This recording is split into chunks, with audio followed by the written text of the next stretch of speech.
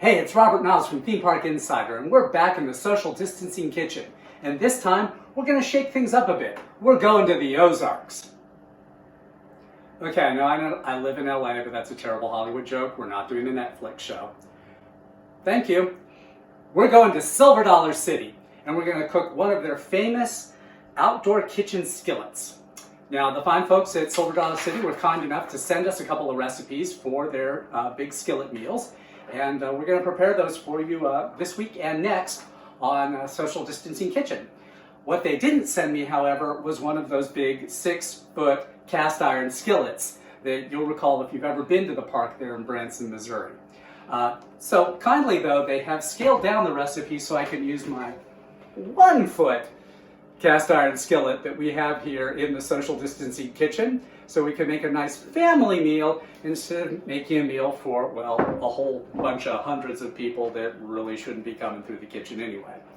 So what have we got? What are we going to do? We're going to start with the famous Succotash. That's what we've got for you on Social Distancing Kitchen today. And we start out with all of our ingredients, mise en place, prepared right, ready to go here. We have one 1-pound package of breaded okra.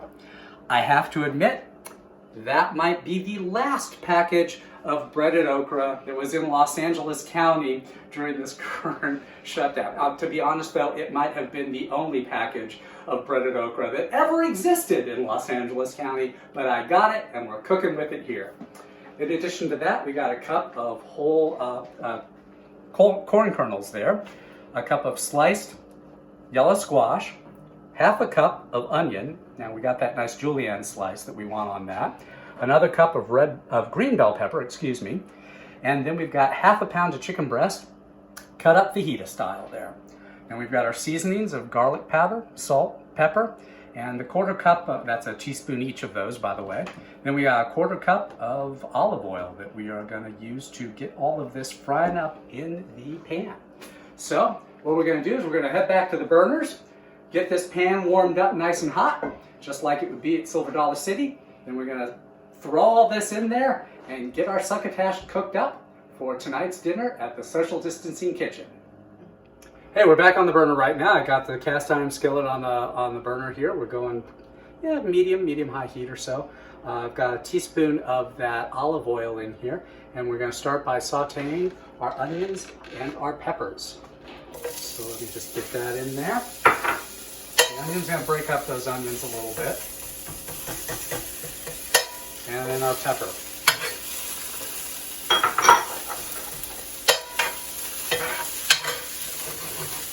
And you can already start smelling that. I know you can't, but I can. Letting you know that this is going to be a really tasty dinner once we've got it going. Yeah, the nice thing about the succotash is, theme park meals, you think deep fried, you think sugar, you think all of that kind of starchy carbs. But really, at its heart, this is a vegetable stir fry. This is a really good, healthy family dinner to have. So it's great that Silver Dollar City sent us the recipe, scaled down to family size here. And I've got this going. I'm turning this down just a little bit. I think it was a bit too high. Just want this sauteed, just kind of softened up. I don't want it burned. But that's going in the oil there for a moment. And we're going to get that just to brighten up that the green peppers there, just so that we just begin to get it just a little softened, but still pretty crisp. Because what's going to happen is that we're not really building on things here. We're going to take each thing out once it's done, put the next thing in, and then assemble everything at the end. So this isn't one of those stir fries where you're just going layer upon layer upon layer of things. Now, one of the reasons for that is we do have a limited amount of space if we're only going 1 foot on the cast iron skillet instead of 6 feet. And I will leave for those of you who did successfully pass high school geometry to understand that that means a 6-foot cast iron skillet is much, much, much, much bigger than 6 times the size of this one.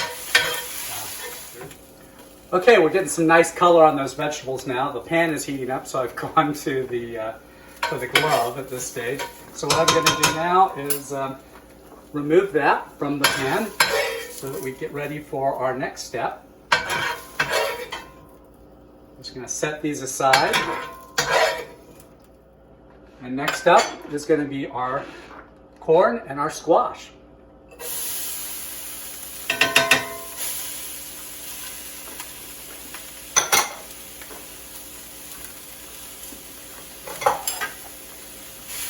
So that's just going to go until,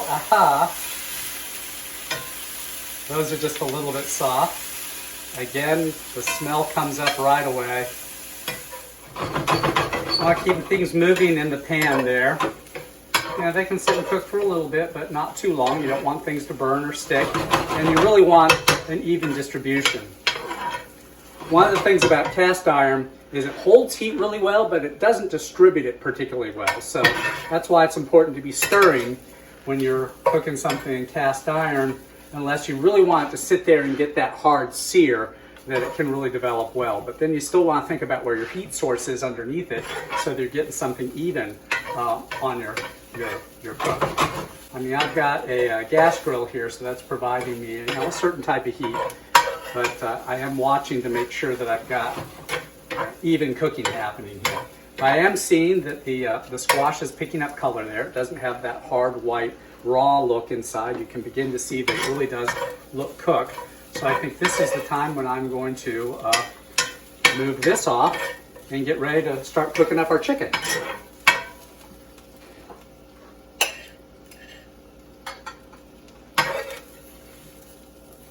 Move everything to the side here on my veggie plate.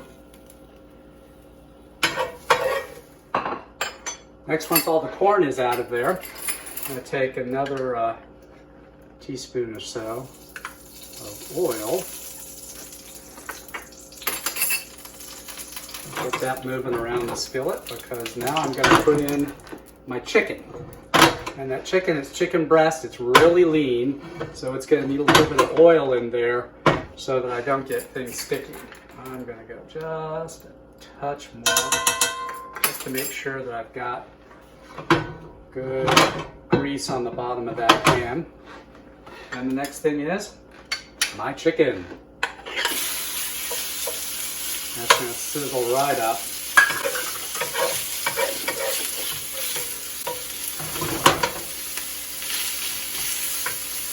Now I'm going to let that brown up in there. Okay, I've got my chicken pretty much cooked through here. Got to do a little test. Okay, need just a couple more seconds. Just stir around the pan. Let that warm up there. And my next step after this is I'm going to take the chicken off, throw it with the rest of my vegetables over there. Then I'm going to pour the rest of the oil in, and it's time to fry up that breaded okra. Okay, the rest of the oil goes in. I want that to warm up. I'm just going to give it a second to heat. Get a little sizzle going.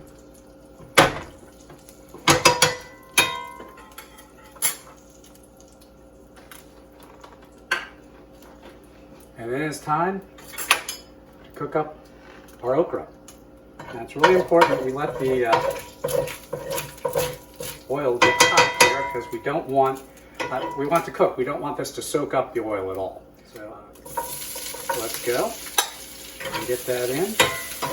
And we're just cooking this until we get to a nice golden brown. Okay, I'm getting a little separation with the batter on my okra here, but still tastes fine. At this point, we're going to dump in our seasonings. We're going to go with our salt. Our salt in there. Our pepper. And our garlic.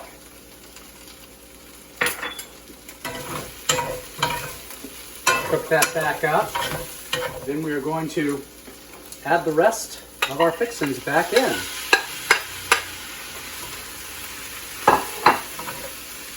And now we're going to get everything nicely cooked right up, and it's beginning to look like succotash.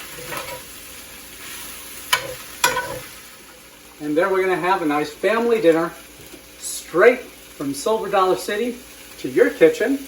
It's succotash from the outdoor kitchens to your own family kitchen, right here on Social Distancing Kitchen.